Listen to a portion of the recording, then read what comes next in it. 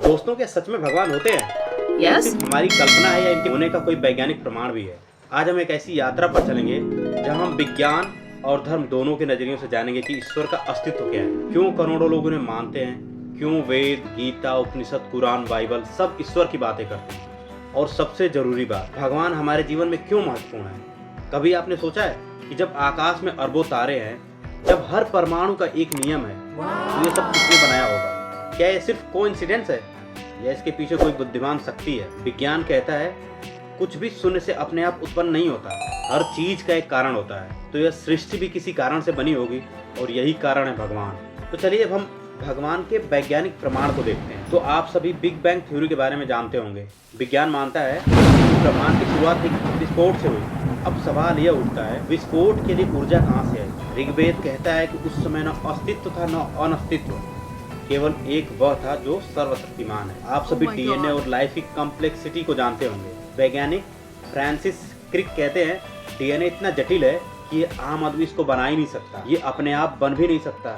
इसके पीछे कोई ना कोई इंटेलिजेंट डिजाइन जरूर है, और यही इंटेलिजेंट डिजाइनर है भगवान। अगर हम फिजिक्स के लॉ को देखें तो गुरुत्वाकर्षण, पृथ्वी की गति, पानी का चक्र सब इतने परफेक्ट बैलेंस में है कि अगर जरा सा भी बदलाव हो जाए तो जीवन असंभव हो जाएगा। भगवत गीता में भगवान श्री कृष्ण ने स्वयं कहा है कि प्रकृति मेरे आदेश से चलती है। तो चलिए अब धर्म ग्रंथों की बात करते हैं, यानी कि तो चलिए अब देखते हैं भारतीय धर्म ग्रंथों से प्रमाण। वेदों में साफ बताया गया है ईश्वर सर्वव्यापक है, अजन्मा है, अनंत है, उसका न कोई आदि है, न कोई अंत है, न आरंभ है, न अंत है। उपनिषद कहते हैं कि सत्यम ज्ञानम अनंतम ब्रह्म, यानी सत्य और ज्ञान ही ईश्वर है। भगवत गीता में स्वयं श्री कृष्ण कहते हैं कि मैं ही सृष्टि का कारण हूँ और मैं ही पालनहार हूँ, मतलब मैं ही इसका पालन करता हूँ। रामायण और महाभारत की बात करें तो भगवान श्री कृष्ण और भगवान श्री राम अवतार लेकर स्वयं धर्म की रक्षा करते हैं। मतलब धर्म ग्रंथ और विज्ञान दोनों इशारा करते हैं कि कोई न कोई सर्वोच्च शक्ति जरूर है। जैसे मोबाइल को चार्जर चाहिए, बिना चार्जर के मोबाइल डेड हो जाती है, वैसे ही ब्रह्मांड को सस्टेन करने के लिए एक सुप्रीम पावर चाहिए। जैसे घर अपने आप नहीं बनता, उसके पीछे एक आर्किटेक्ट होता है, वैसे ही प्रकृति के पीछे एक आर्किटेक्ट है और वो है भगवान। चलिए मैं आपसे कुछ सवाल पूछता हूँ। क्या आपने कभी सूरज का उगना मिस किया है? क्या कभी हवा का फ्लो रुका है? अगर ये सिस्टम कभी फेल नहीं होता तो क्या है किसी बुद्धिमान शक्ति का सबूत नहीं? चलिए अब देख लेते हैं मानव जीवन में भगवान का क्या महत्व है। तो सबसे पहले आता है आशा का स्रोत। जब आप दुख होते हो, संकट होते हो या कोई विपत्ति आती है तो भगवान को याद करते हो। वही अगर हम बात करें नैतिकता और उसके आधार की, तो धर्म नीति हमें सिखाता है कि क्या सही और क्या गलत है।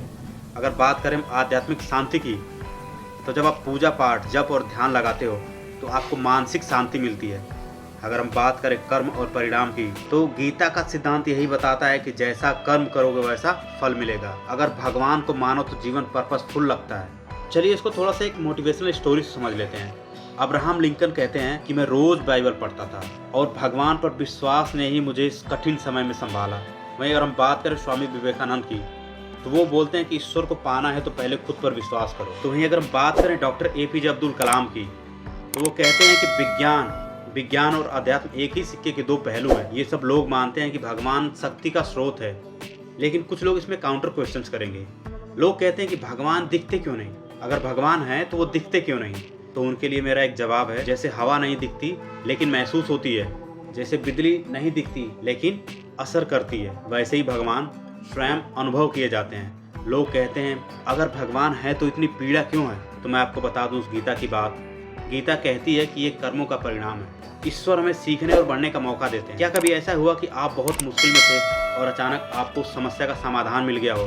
क्या कभी आपने मन की गहराई से प्रार्थना की और राहत महसूस हो गई हो? ये अनुभव बताते हैं कि भगवान एनर्जी के रूप में हमारे साथ हैं। तो दोस्तों, विज्ञान और धर्म दोनों यही कहते हैं कि भगवान है। वे हमारे अंदर भी हैं, हमारे बाहर भी हैं। वे किसी मूर्ति मात्र में सीमित नहीं है, बल्कि हर कण में है। भगवान को मानना सिर्फ धर्म नहीं, ये जीवन की ताकत है। अगर हम ईश्वर को याद करें तो हमारी सोच सकारात्मक होगी, हमारे कर्म महान होंगे और हमारा जीवन मीनिंगफुल होगा। तो आज से भगवान को सिर्फ मंदिर में नहीं, अपने हर काम में देखो, क्योंकि जब तुम सही काम करते हो वही भगवान है, और यही है सच्चा विज्ञान और सच्चा आध्यात्म। तो दोस्तों, अगर वीडियो आपको अच्छी लगी हो तो वीडियो को लाइक करिए, शेयर करिए और सब्सक्राइब करिए। और जो भी भगवान को नहीं मानते हैं, जिनका भगवान पे भरोसा नहीं है, जो बोलते हैं कि भगवान का कोई प्रूफ नहीं है, प्रमाण नहीं है, उनको ये वीडियो जरूर से जरूर भेजें।